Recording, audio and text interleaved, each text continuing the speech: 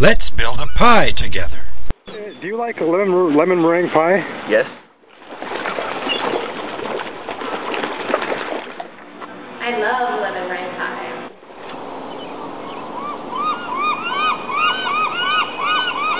What's your opinion of lemon meringue pie? I love lemon. So anything lemon is cooking my hook.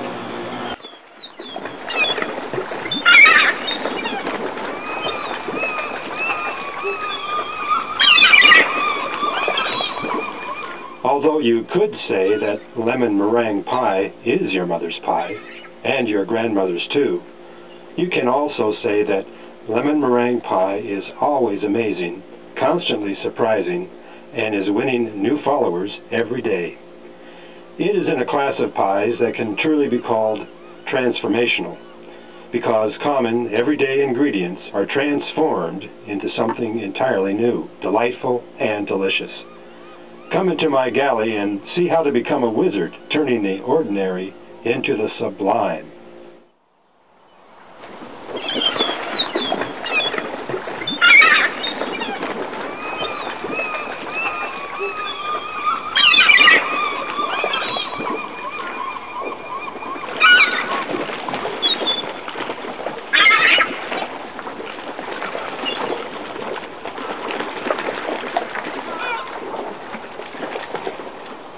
Now the first step to making great pie is making great crust.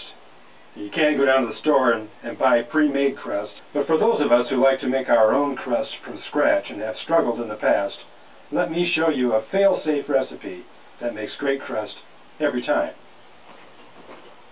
Alright, so we've got 1 cube of butter. Now this crust we're going to make today, you can double it to make a double crust pie, but we're only going to make a single crust today, since we're making a lemon meringue pie.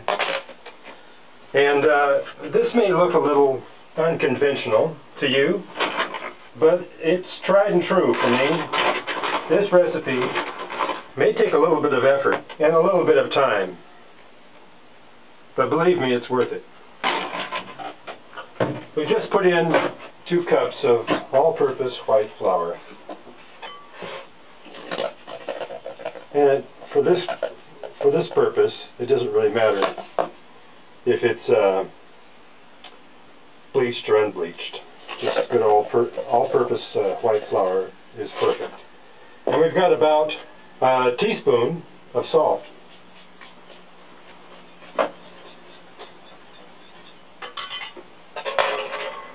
Now the recipe calls for a half of a stick of butter for every cup of flour. And you have to cut that butter into the flour. And you know, down here on Tusitala, we don't have any special, any fancy machines. Everything is pretty much done the old-fashioned by hand way. And it took me the longest time to figure out how to do this in the most efficient manner. Because getting the butter soft and then cutting it into the flour is, well, that's one way to do it, but it's kind of messy. And then you've got to chill the flour in order to make it workable after you get done. But now this is the top half of an egg slicer. And if you're not sure what I'm talking about, let me show you the bottom half. So you can get this down at any store for slicing hard-boiled eggs. Top pops off of it. And what we want to do is cut the butter up into little tiny squares. And with the aid of the egg slicer, this is fairly easily accomplished. And finally, sideways, through, just push it on through, so let it fall straight into the flour. And the other half,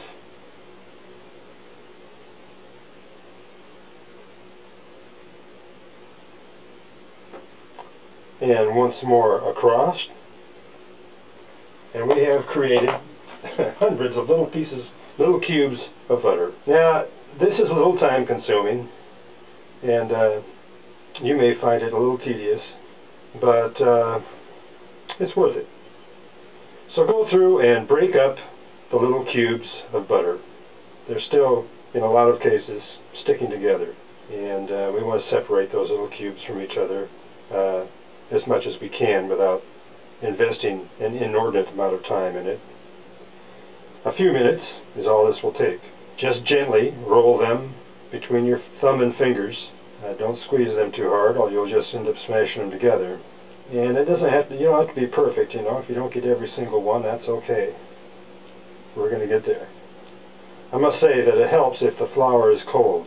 And if you're going to make this pie, it might behoove you to refrigerate the flour.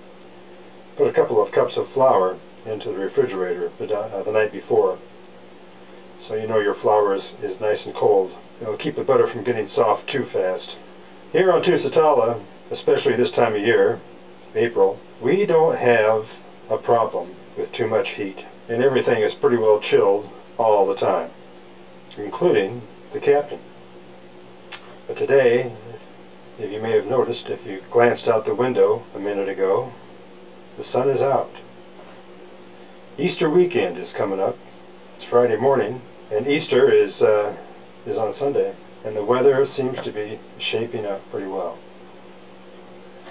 Okay, so we've pretty much separated the little cubes of butter from each other.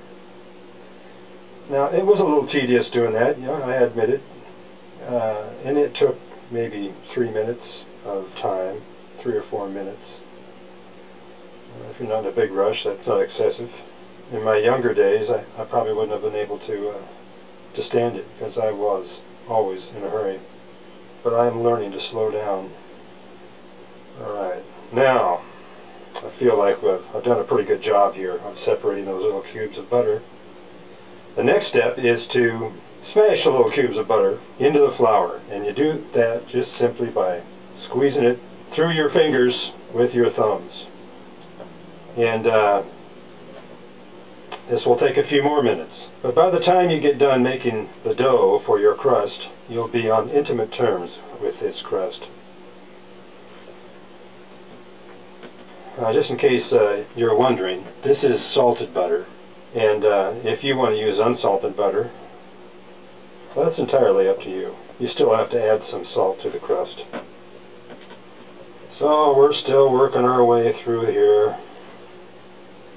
I can still feel lumps, little cubes of butter in there, so we're going to keep going for a few more minutes. Like I said, you can go down to the store and buy a pre-made crust and save you all this effort. But after dinner, after your guests have had a nice meal and you're sitting back with a cup of coffee and a delicious piece of lemon meringue pie,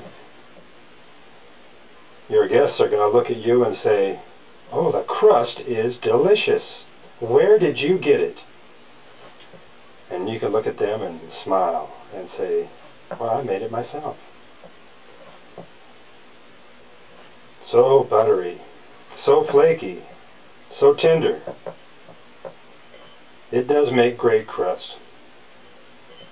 And we're just about finished with the process of blending the butter with the flour.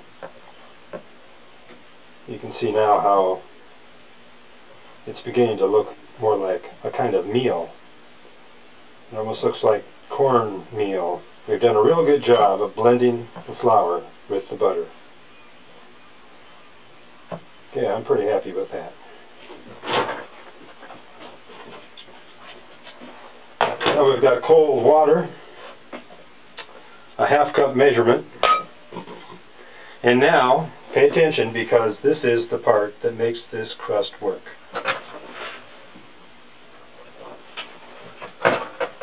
Corn oil.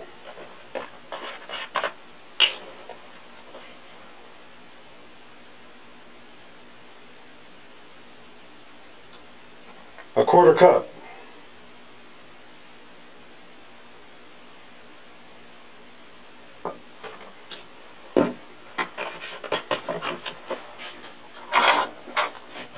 Now let's blend that in.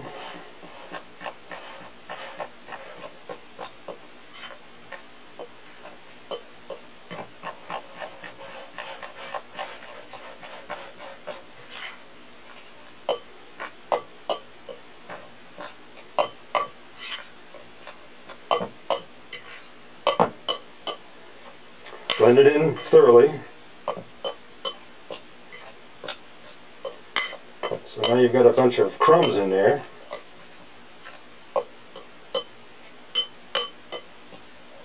And now, a half a cup of cold water.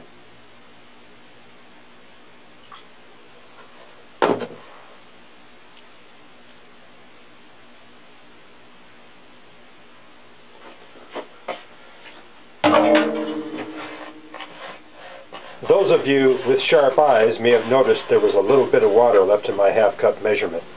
So it was not quite a full half cup.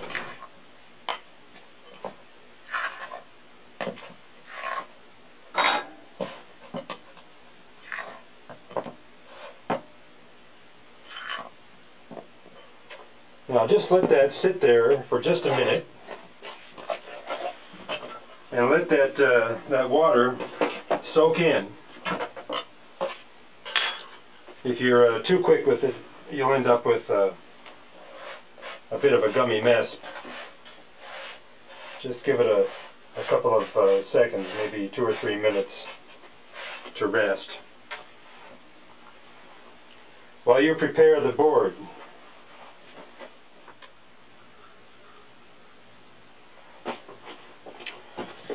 Okay, time to roll out that dough.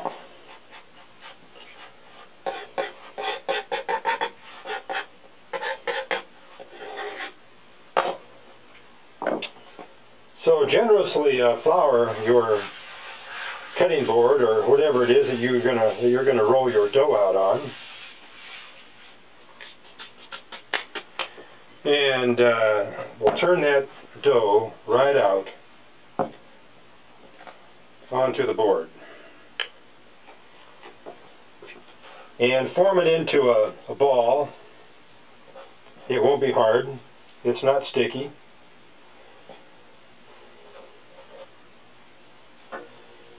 And work the dough a little bit just to make sure it's well blended. You don't want to overwork it because that tends to make dough tough. But just enough to be sure that you've blended your butter and oil and water and flour together sufficiently. Okay, that looks good.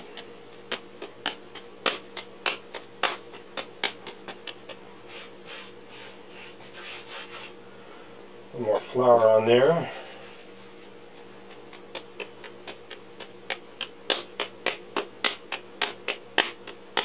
I like to pat it into a solid ball to help. You see these little seams, try and close those seams so that when you roll it out those seams won't open up again and cause you fits. Okay, it's looking pretty good. So get the old rolling pin out here. Now this rolling pin came with the boat. I don't suppose that means it's 100 years old, but some previous owner left this on the boat. And you know, a rolling pin is a rolling pin. In my book, as long as it does the job, keep on using it.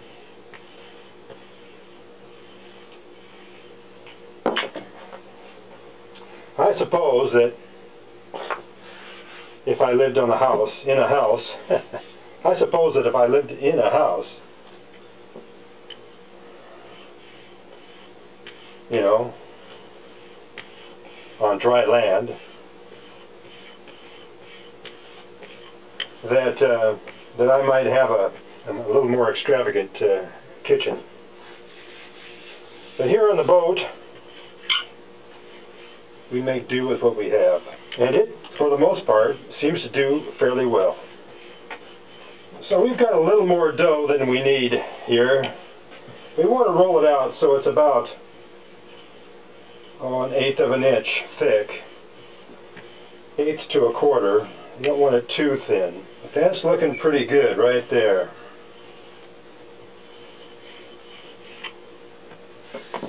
So Get out your favorite pie tin.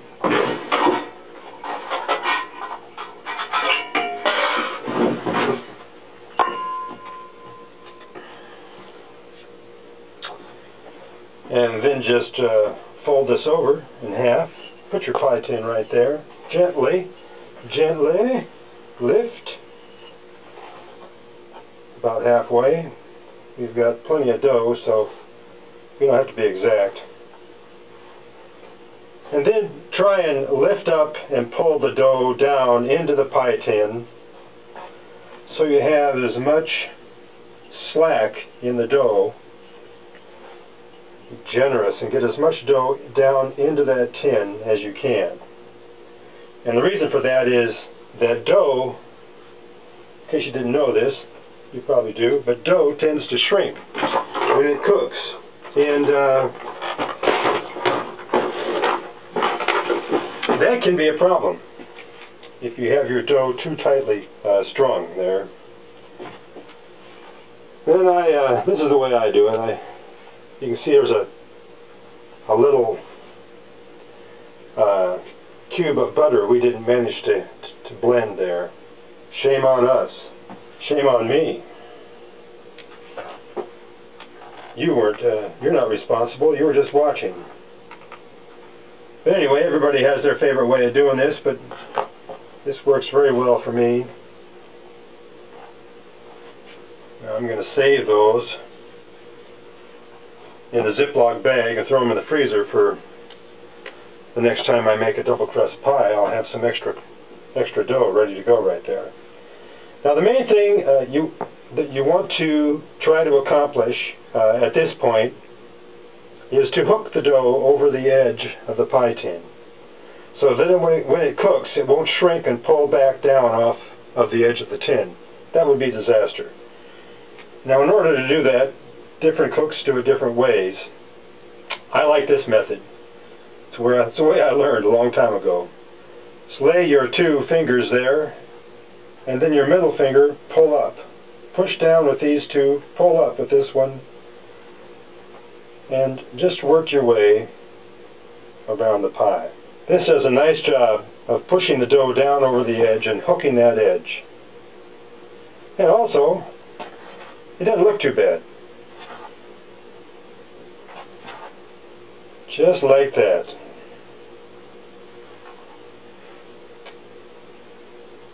Perfect. Now the last thing we want to do before we put this in the oven is to poke some holes in it. This will let the crust breathe and keep it from welling up, puffing up into bubbles. Which is not a big deal, but because when we pour that hot meringue in there, it's going to push back down anyway, but still, you want to keep that dough, try and encourage that dough to lay down as flat as possible. So around the edges I do the same thing.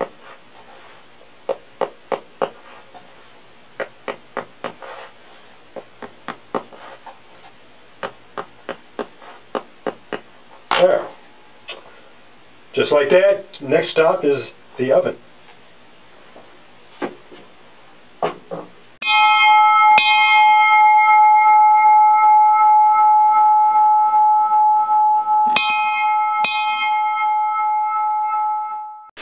Okay, our timer went off and there's our pie crust. Looks pretty good, huh?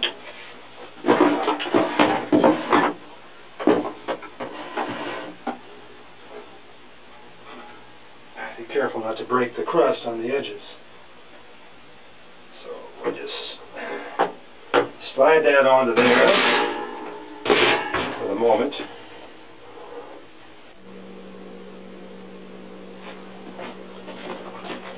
Okay, so we're going to make lemon meringue pie. We're going to start off with lemon. What's that old saying? Someone gives you lemons, make lemonade? Well, not today. We're making lemon meringue pie. So the recipe calls for lemon zest.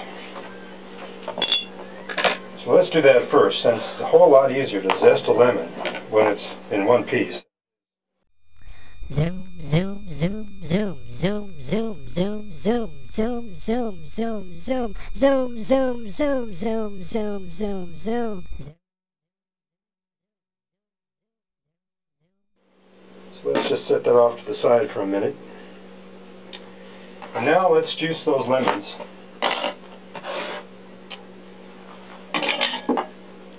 We want to end up with a half of a cup of lemon juice.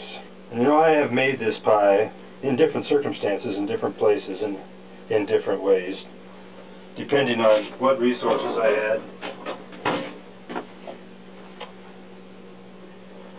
I used to cook on a crab boat in the Gulf of Alaska, in the Bering Sea. And lemon meringue pie was very popular on that boat, but we didn't have fresh lemons, so real lemon juice, you know, the green bottle.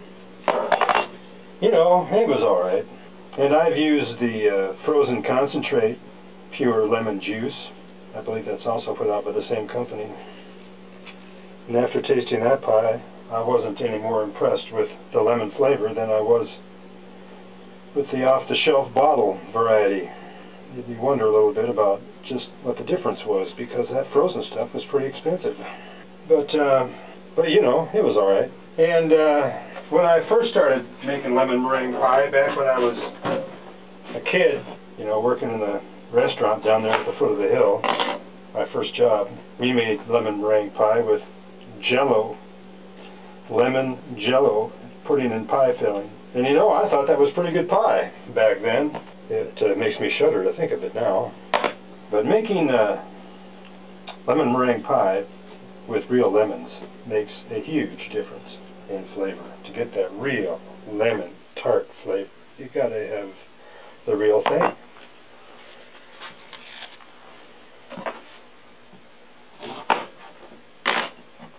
So these cute little lemons were on sale down there at the store by the bag. At Central Market, where I normally shop, they get about 95 cents a piece for a lemon. It's ridiculous. So when I saw these things on sale, I grabbed the bag. Alright, so there's our half of a cup of lemon juice. Get rid of those seeds.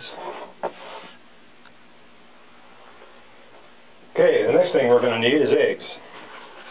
4 eggs, separated.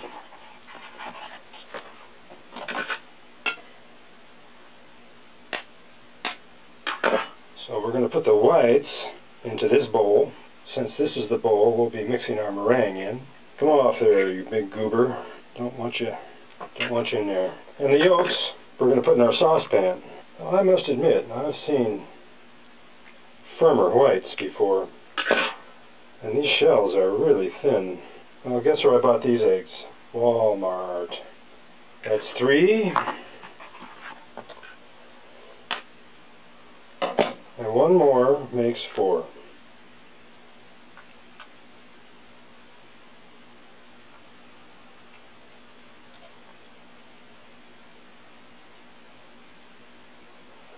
Alright. And the yolks, just going to stir them. And the whites, just going to set those over here for a minute, for a little while. And now we're going to get out 1 more bowl. And in this bowl, we're going to put our dry ingredient.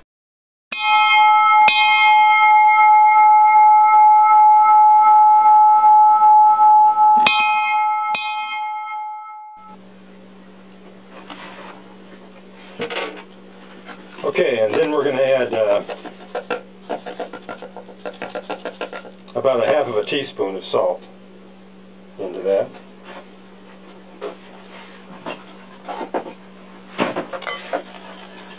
And we'll blend that in.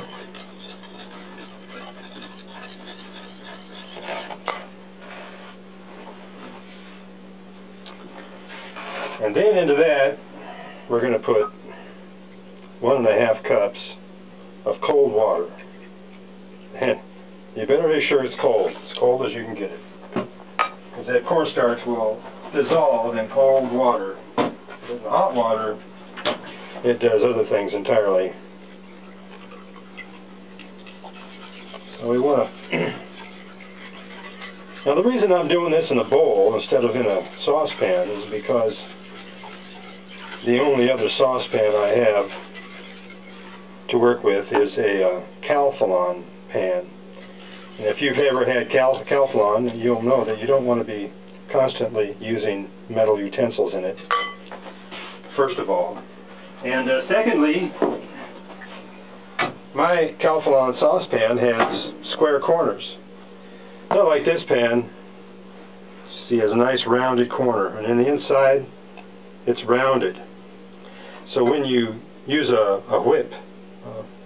whisk, you can get all the corners in a rounded saucepan. But in a square saucepan, you miss the corners, and you end up with stuff stuck in the corners that gets hard, and that's not desirable. Doesn't get mixed in thoroughly. So we make sure it's well blended and dissolved as much as we can get it before we put it in the pan.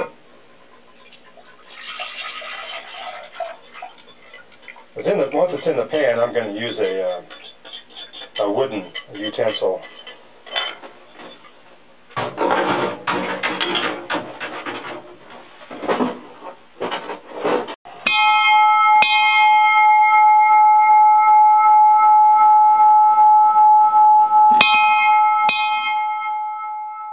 Now we're ready to make meringue.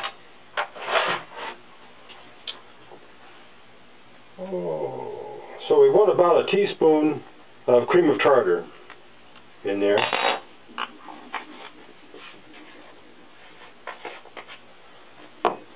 And we want to blend that in.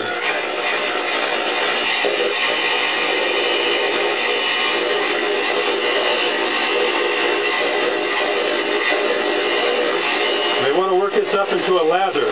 We want to get it about halfway to being meringue, so that when we pour that hot lemon custard into the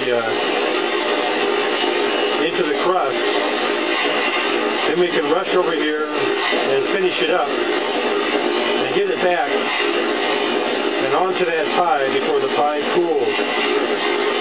Okay, that's about as far as we want to take it at this point. And we'll get our sugar ready. Here's our 1/3 cup measurement of sugar. And we'll get our vanilla standing by. And then we'll be back as soon as we pour that lemon filling into the pie crust, and we'll rush back and finish this off.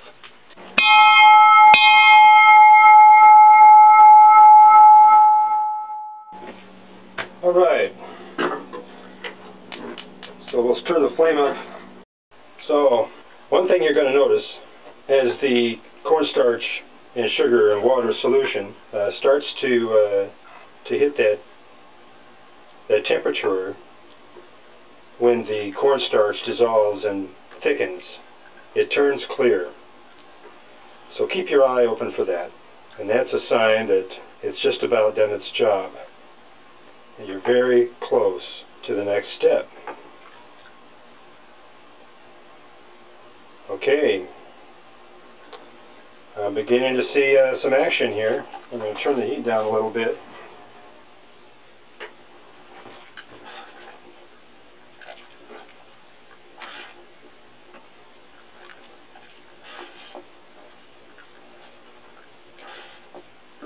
You can see what looks like ice cubes in there. That's pockets of where the cornstarch is already setting up.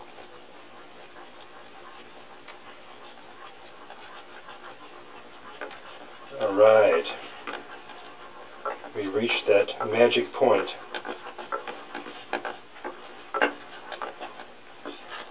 Now you have to work quickly.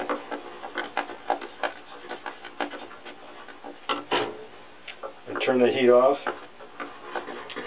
And we're going to bring over our pan of egg yolks. So here's our egg yolks. Now what we're going to do is put a little dollop, very carefully, stirring quickly, stirring rapidly as you do it. We're going to put a dollop of our cornstarch and sugar solution in there and mix it thoroughly. As soon as we got that done, we're going to pour in the rest of it.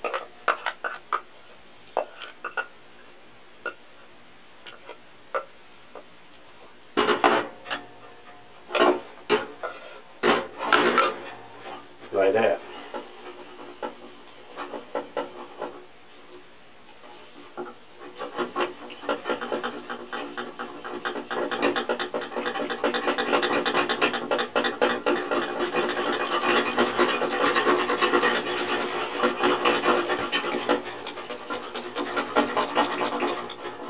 Mix it thoroughly.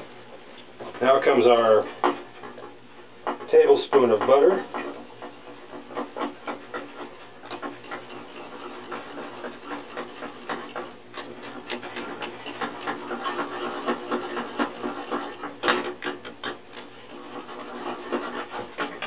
Next comes our half a cup of lemon juice and our lemon zest. Now I've got a very full pan here, so I've got to be careful that I don't go over the edges. Careful. It's not my middle name. So just very gingerly we'll mix this in until we feel like we've got enough of the juice incorporated that we can let go. Now we're looking good. Now we're going to turn the heat back on.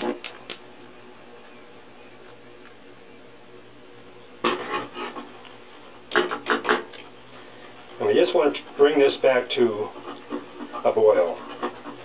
As soon as we see bubbles, we're going to be good to go. Now remember, we want this filling as hot as we can get it without hurting anything, so that when we put our meringue on top, what's going to happen is, as long as our filling is still hot, that meringue is going to cook and fuse with the filling, so that later on, when you're serving that pie, the meringue will not come loose and slide off the top.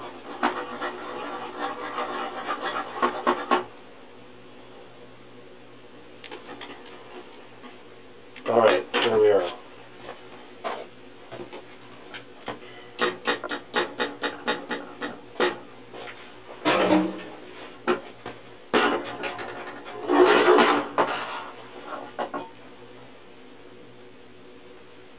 Into the crust we go.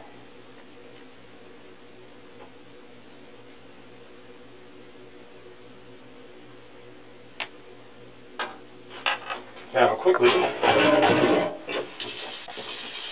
let's get going with our meringue.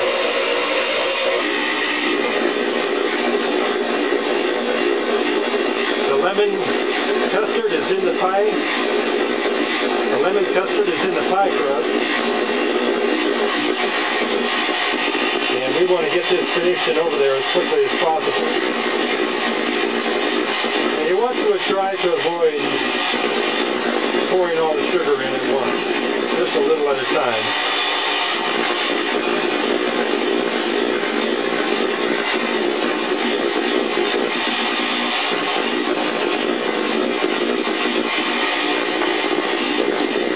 Okay, now just a couple of drops of vanilla.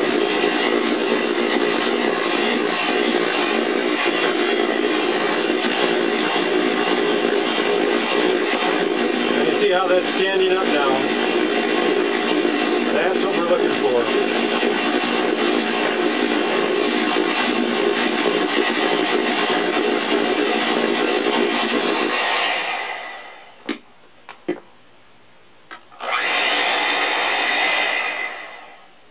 Okay.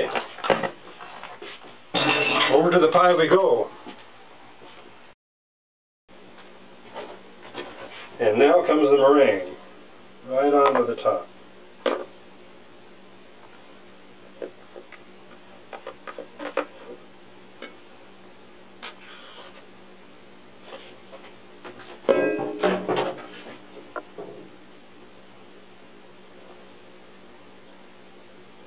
This is going to make a beautiful pie. Now we want to make sure that the meringue touches the crust all the way around, or it will shrink back and expose the custard filling. We don't want that to happen.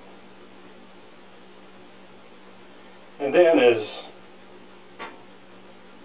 artfully as possible, we'll put some nice curls and dips in there.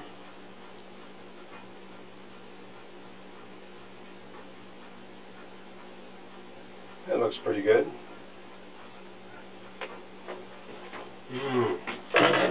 Delicious. Alright. So now into the oven we go. Now this is a very critical part of making the pie.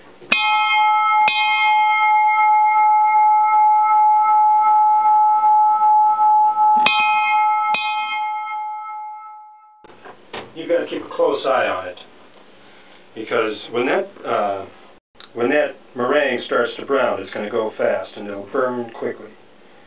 So don't let it go for more than a minute or two without checking on it. Maybe 5 minutes at the most. In fact, when I make the pie, I check on it every couple of minutes until I can see that it's starting to brown, and then I check on it every 30 seconds or whatever to make sure that I don't burn the pie. It's awfully easy to do. This is my pizza peel.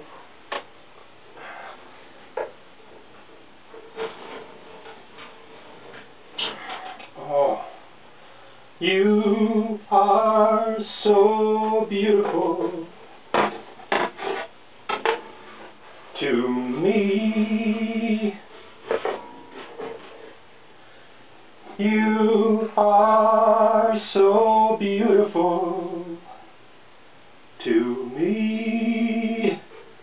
Can't you see? Oh yeah, baby.